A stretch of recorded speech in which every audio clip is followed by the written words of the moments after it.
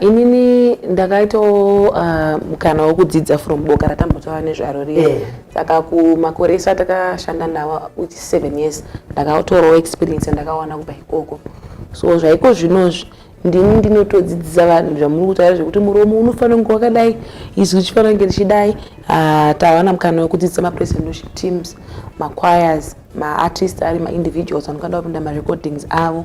We also have moments ekuti kana usati wapinda mustudio kuti ugadzirire kuti uite album rako tunouya tokubatsira kuti unosvambisa sei saka ibasa iropafadzo chaiyo nekuti kudzidzisa vanhu kuzvidzidzisa zvakaita zvakanaka makarumuka kubva kuboka ramakatanga muchiita naro zvakanaka asi muri kuenderera mberi muchiimba nziyo dzenyu idzi munodziwanepi Elad?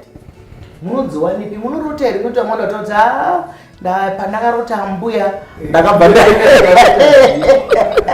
chokwadi. Nziyo idzi dzedu dzinongobva kwakasiyana siyana. Chekutanga dzinobvawo kwatiri kunyora chaiko. Amai ava vakapuwa chipo chekunyora.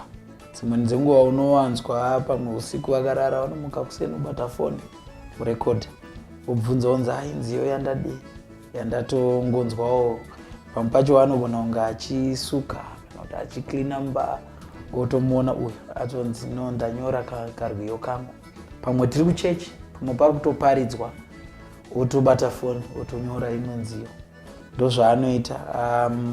Ininiwo handinyanyi kuita zvokunyora ini ndinoita zveanonzi maimprompt aya ekuti ipapo pamwe ndapuwa rwiyo ndotongoimba zvandiri kutongonzwa ipapo. Mune zvipo zvinoshamisa